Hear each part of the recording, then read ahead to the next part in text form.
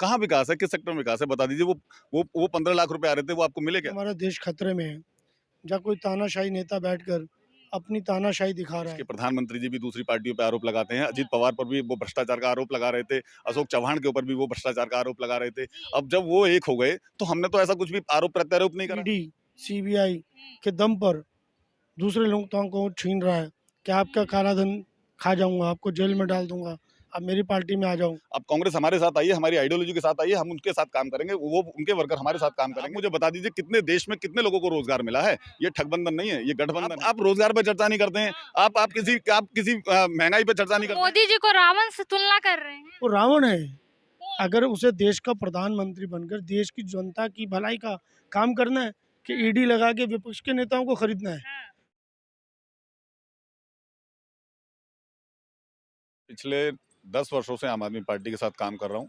अरविंद केजरीवाल की आइडियोलॉजी के साथ काम कर रहा हूँ, क्योंकि उनकी जो आइडियोलॉजी है वो युवा के लिए, महिला के लिए, हमारे जो बुजुर्ग हैं उनके लिए, दिल्ली के विकास के लिए जो उनकी आइडियोलॉजी है, हम उससे बहुत प्रभावित हैं और पिछले 10 साल से हम उनके साथ काम कर रहे हैं। बीजेपी कह रही है कि 400 पार अब की बार, क्या लगता है गठबंधन रोक पाएगी? नहीं, बीजेपी तो बहुत कुछ कर रही है, पर बीजेपी की बातों को यकीन कैसे मानेंगे? बीजेपी 400 पार कैसे करेगी? कहाँ से ले आएगी 400 सीटें? इतनी दक्षिण की यात्राएं प्रधानमंत्री के पूरे, ये मुझे लगता है 17वीं या 18वीं लोकसभा का चुनाव हो रहा है। आप इतिहास उठा के देख सकते हैं मीडिया वाले कि शायद उत्तर भारत के अलावा दक्षिण भारत की इतनी ज्यादा यात्राएं किस लिए हो रही हैं? वहां से कितनी सीटें ला सकते हैं? 303 पहला हाईएस्ट ले लिया, 400 पार तो कभी नहीं जाएगा। फिर भी कह रहे हैं क्योंकि 140 करोड़ की जनता उनका परिवार है, कह रहे हैं 140 करोड़ की जनता मेरा परिवार है, वही जिताएगी। जिसने अपनी पत्नी छोड़ रखी हो, जिसने अपना भाई छोड़ रखा हो, जिसने अपना परिवार छोड़ रखा हो, देश का परिवार, अब देश का कुछ भी कह लो, वो सैनिक, वो जो पुलवामा में सैनिक शहीद हुए थे, वो किसके परिवार के सदस्य थे? वही तो 140 करोड़ की जनता के लिए उन्होंने अपने परिवार तक को त्याग दिया। अच्छा, ये त्याग दिया? नहीं, नहीं, ऐसा नहीं है। नहीं, नहीं, मैं इस विषय को नहीं मानता। सबसे बड़ी बात ये है कि जो सारा परिवार है, वो देश का प्रधानमंत्री उन्होंने चुना है, हम उनका सम्मान करते हैं, सब कुछ मानते हैं, पर देश में नेता और भी तो हैं, अरविंद केजरीवाल भी तो हैं, उनका भी तो परिवार है। प्रधानमंत्री नरेंद्र मोदी को 2024 के लोकसभा चुनाव की कोई टेंशन नहीं है, वो 2047 की टेंशन ले रहे हैं, तैयारी में लगे हैं। देखिए, आपको पता है कि देश के ऊपर कर्जा कितना है? एक स अ, एक सौ 205। एक 155 लाख करोड़ रुपए के आसपास कर्जा है। जब प्रधानमंत्री आए थे, जब मात्र 55 लाख रुपए के आसपास कर्जा था देश का। आज देश की जो जीडीपी है वो कहाँ जा रही है? आज देश पर इतनी ज़्यादा इतना टैक्स लगा रहा है, इतना जीएसटी आ रहा है, इतना पैसा, वो पैसा कहाँ जा रहा है बताएँगे आप? आप बताइए, पूछिए एक बार मोदी जी से। अरे मोदी जी तो कह रहे हैं इतना विकास हो गया है, विदेश में डंका बज रहा है, उनको जरूरत ही नहीं है। कहाँ विकास है? किस सेक्टर में विकास है? बता दीजिए। वो 15 लाख रुपए आ रहे थे, वो आपको मिले क्या? वो 2 करोड़ रोज़गार युवाओं को, उसमें से आप भी शामिल हैं, उसमें आपको मिले क्या? जो एम्स बन रहे थे, वो आपको मिले क्या? आप बता दीजिए ना। खाली बाहर से काया पलट करके दे देना, उसको विकास कहते हैं तो आप, अच्छी बात है, ये विकास की परिभाषा नहीं है।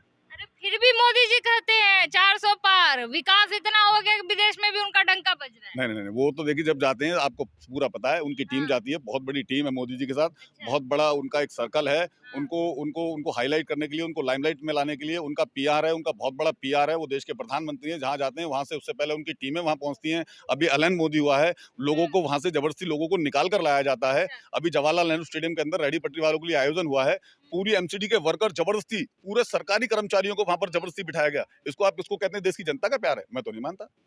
अरे तो क्या लगता है गठबंधन रोक देगी इस बार देखिए विजय रथ देखिए यात्रा देखिए को? देखिए देखिए 2014 में आपको हाँ। लगता है मोदी जी अश्वमेध यज्ञ की तरह, जैसे अश्वमेध यज्ञ के हाँ। लिए घोड़ा छोड़ा जाता है, हाँ। और उन्होंने पूरे भारत के अंदर 18 राज्यों के अंदर 17 राज्यों के अंदर अपनी सरकार बनाई, पर दिल्ली के अंदर अरविंद केजरीवाल ने उनका वो अश्वमेध यज्ञ का जो घोड़ा था वो हाँ। दिल्ली के अंदर आके रोक दिया। अच्छा। तो ऐसा क्या है? तो दिल्ली वासियों ने अरविंद केजरीवाल को चुना, एक अच्छे नेता को चुना, तो वो बिल्कुल रोकेंगे, बिल्कुल। सर एक तरफ जब तक गठबंधन नहीं हुआ था आप कांग्रेस पे आरोप लगाती थी, कांग्रेस आप पे लगाती थी, आज वही दोनों साथ हो गए हैं। देखिए, गठबंधन के धर्म होते हैं।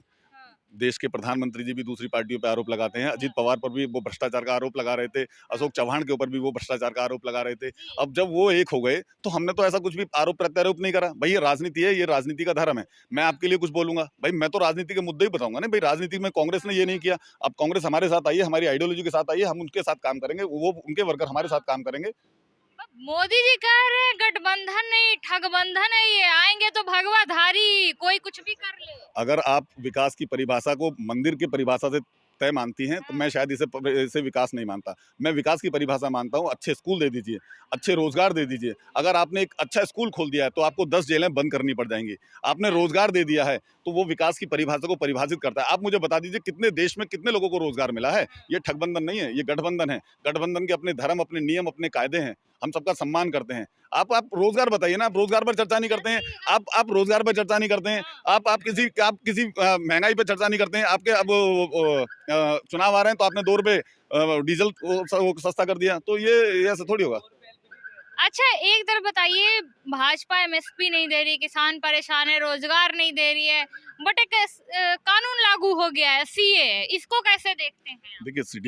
देखिए सिटीजन अमेंडमेंट में क्या है, भारत ने ये जो है कि पाकिस्तान के शरणार्थी, बांग्लादेश के और अफगानिस्तान के जो शरणार्थी हैं, इसमें हमारे 6 जातियां ली हैं। अगर इसमें जो हमारे जो सताए हुए जो मुस्लिम भाई हैं, अगर उनको भी हम अगर उनमें सिटीजन अमेंडमेंट में उन्हें अधिनियम के तहत अगर उन्हें नागरिकता देते हैं तो उसमें तो कोई बुराई नहीं है। बट वो कह रहे, वो तो खुद मुस्लिम है, हिंदू कहेगा कि हम हिंदू देश में खुश नहीं है। आप एक बात बताइए, सबसे अच्छी बात मैं आपसे ये क्वेश्चन करता हूँ, मैं माननीय मोदी जी से ही आपके माध्यम से क्वेश्चन करता हूँ, क्या देश के लोगों को रोजगार मिल गया? जो आप इनको शरणार्थी बना के जो इनको भी आप शामिल करना चाह रहे हैं, इनसे कानून व्यवस्थाएं भी नहीं बिगड़ेंगी, इनसे हॉस्पिटल नहीं भरेंगे, इनसे स्कूल के लिए व्यवस्थाएं नहीं बनेंगी। आप बताइए, आप मोदी से पूछिए ना कि भाई आप जो इनको अधिनियम के तहत सुरक्षा दे रहे हैं या अधिनियम के तहत इन्हें नागरिकता दे रहे हैं, इनके बच्चे कहाँ पढ़ेंगे? इनको रोजगार कहाँ मिलेगा?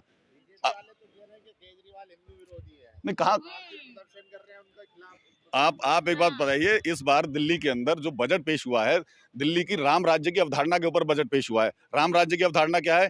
दिल्ली के अंदर बिजली बिल्कुल फ्री है। राम राज्य की अवधारणा क्या थी? हर घर में दीपक जलना चाहिए, हर घर को पानी मिलना चाहिए। दिल्ली पानी फ्री पिला रहा है, बिजली 200 यूनिट फ्री दे रहा है, हर महिलाओं को यात्राएं बिल्कुल बसों में यात्राओं के कोई पैसा नहीं लग रहा है, बुजुर्ग तीर्थ यात्रा कर रहे हैं। तो राम राज्य की अवधारणा इससे ज्यादा सबको स्वास्थ्य मिल रहा है, सबके बच्चे पढ़ रहे हैं। अरे भैया, अब मोदी जी कह रहे हिंदू राष्ट्र आ गया है, हिंदुओं को हम जगा रहे हैं। अच्छा, हिंदुओं को जगा के बाकी सबको भगा रहे हैं क्या? हाँ। क्यों? ये देश सबका, ये सेकुलर देश है। जब भारत के संविधान में लिखा है कि भारत एक सेकुलर है, यहाँ पर सबका सम्मान है, हमने सबका सम्मान किया है। भारत की परंपराएं हमेशा रही हैं अतिथि देवो भव। हम उस परंपरा से निकल कर आए हैं। हमारे लिए मुस्लिम भी बराबर है, हमारे लिए सिख भी बराबर है, हमारे लिए पारसी भी बराबर है, हमारे लिए जैन भी बराबर है, हमारे लिए सब बराबर हैं। हमें सबका सम्मान करना चाहिए। हमें खाली कि हम खाली हिंदू राष्ट्र, हिंदू राष्ट्र, हिंदू राष्ट्र, हिंदू राष्ट्र, क्यों? जो बौद्ध भाई रहते हैं वो कहाँ जाएंगे? मुस्लिम भाई कहाँ जाएंगे? जैन भाई कहाँ जाएंगे? रामराज लेके आए हैं वो। अच्छा, राम राज्य को विकास मानते हैं आप लोग? राम राज्य लाए हैं, बड़ी अच्छी बात है, उनकी हम तारीफ करते हैं, पर राम राज्य को जो ट्रेन लगा रहे हैं वो दिल्ली के केजरीवाल ही लगा रहे हैं अयोध्या दर्शन करने के लिए। बुजुर्गों को जो यात्रा करा रहे हैं, उनको बता दीजिए कौन सी यात्रा उन्होंने करा दी? कौन सी यात्राएं करा दी? अच्छा सर, आप बताइए, गठबंधन रोक पाएगी? गठबंधन क्यों नहीं रोकेगी? रोक लेगी? बिल्कुल अरे मोदी जी कह रहे ठगबंधन है। नहीं। इतने सालों से देश ये में घूमता है। ये देखिए, ये गठबंधन नहीं है, ये एक विचारधारा का संबंध है। हम विचारधारा से जुड़े हुए संबंध के लोग हैं। अगर हमें लग रहा है कि हमारा देश खतरे में है, या कोई तानाशाही नेता बैठकर अपनी तानाशाही दिखा रहा है, ईडी सीबीआई के दम पर दूसरे लोगों को छीन रहा है कि आपका काला धन खा जाऊंगा, आपको जेल में डाल दूंगा, आप मेरी पार्टी में आ जाओ, तो इस तरह से तो रावण के पास भी बहुत शक्तियां थी। इसका मतलब रावण तो सही आप था? मोदी जी को रावण से तुलना कर रहे हैं? वो रावण है। अगर उसे देश का प्रधानमंत्री बनकर देश की जनता की भलाई का काम करना है कि ईडी लगा के विपक्ष के नेताओं को खरीदना है, हाँ, उसको देश की जनता की, गरीब जनता के बारे में ज्ञान नहीं है हाँ, कि कितने लोग बेरोजगार हो गए। आप उसको देखिए, मीडिया उसने हायर कर लिया, मीडिया पूरा कैप्चर कर रखा है, हाँ। जुडिशल पे भी उसने पावर लगा रखी है। क्या ये देश के लिए हित है? क्या एक नागरिक के लिए, जो हमने, हमारे शहीदों ने कुर्बानी देकर देश को आज़ादी दिलाई कि ताकि हमें फ्रीडम, आज़ादी मिले, हर नागरिक को अधिकार मिले, वो अधिकार क्या ये नेता लोगों के जेब में चले जाएगा? क्या उनकी कुर्बानियाँ बेकार हो जाएंगी? अच्छा, लोकतंत्र में इस तरह का भाषण देना, इस तरह का एक बयान देना कि 400 प्लस सीटें चाहिए क्योंकि संविधान बदलना है, इसको कैसे देखते हैं आप? देखिए, ये थोड़ा सा मानसिकता का सवाल है, क्योंकि जब हम हिंदू धर्म और मुस्लिम धर्म के बीच में मतभेद पैदा कर रहे हैं, तो ये एक तरह के हम बांट रहे हैं, अच्छा। देश को 2 भागों में बांटने का प्रयास कर रहे हैं। और मोदी जी देश के अंदर विकास नहीं कर रहे, समाज की भलाई का काम नहीं कर रहे। एक ऐसे व्यक्ति कहलाएंगे, जब कभी जाएंगे दुनिया से, तो एक ऐसे कहलाएंगे व्यक्ति कि जो अपने भाई को भाई से लड़ा के गया, देश को मजबूत करके नहीं गया। अच्छा भैया, फिर भी कहते हैं कि अरे 140 करोड़ का जनता मेरा परिवार है, जो गरीबी से कोई गुजर रहा है तो वो गरीबी मैंने देखी है, मैं समझता हूँ गरीबी, और आप कह रहे हैं वो देश बांट देखिए रहे हैं। वो गरीबी कैसे दिखती है आप स्वयं देखती हैं कि वो कपड़े कैसे बदलते हैं, हवाई जहाज कौन से हैं, गाड़ियाँ कौन सी हैं, डैशिंग देखिए उतनी कितनी ज़बरदस्त है। वो गरीबों को जानता है, हमारे देश को जानता है, हमारे देश की गरीबी को जानता है। क्यों? क्योंकि उसे मेकअप, कपड़े, फैशन से फुर्सत नहीं मिल रही। ऐसा प्रधानमंत्री हमें नहीं चाहिए। हमें याद है लाल बहादुर शास्त्री जी की कुर्ता फट जाता था तो कुर्ता नहीं खरीदते थे, प्रधानमंत्री थे। कहते नहीं मेरी इनकम जितनी है मैं उसमें गुजारा करूंगा। अरे तो जो ऐसे बाइडेन ऐसा से भी उदाहरण है। ज्यादा फेमस है मोदी जी, कपड़े वो नहीं कैसे बदले? नहीं मैडम, ये तो पैसे दे के कोई भी अपना अच्छा इंटरव्यू करवा ले, जगह जगह पोस्टर बैनर लगवा ले, देश के पैसे से वो मार्केटिंग कर रहे हैं, देश की जनता की भलाई नहीं कर रहे वो। अच्छा। अगर देश की जनता की भलाई से वो नेता बनते, उनका नाम होता, देश को विकास की ओर ले जाने पर नाम होता, तो हम भी उनकी जय जयकार करते। तो मोदी जी का कहना है कि देश की 140 करोड़ की जनता मेरा परिवार है, उसी के सहारे तो लाइन दे रहे हैं 400 पार। मैं 2024 के लोकसभा चुनाव के टेंशन नहीं ले रहा, मैं तो 47 की तैयारी में लगा हुआ हूँ।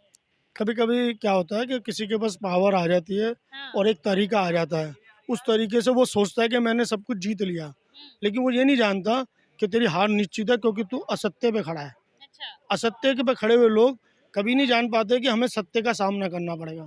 एक दिन उन्हें सत्य का सामना करना पड़ेगा और देश की यही जनता करोड़ों उनको जमीन की धूल चटाएगी। धूल चटा देगी मोदी जी को इस बिल्कुल बार। 24 में ही चटाएगी, इसी 24 में। पक्का। फिर भी कह रहे हैं कि आएगा तो भगवाधारी। नहीं, भगवाधारी होने से क्या होता है, सारे धर्म के लोगों का मान सम्मान है। आप नहीं चाहती कि सारे देश के लोगों का मान सम्मान हो? क्या हम अपने अपने कल्चर को या अपने देश के कल्चर को चेंज कर दें? क्या हम यहाँ आपस में एक सीरिया की तरह लड़ाई करें, धर्मों की लड़ाई लड़ा दें?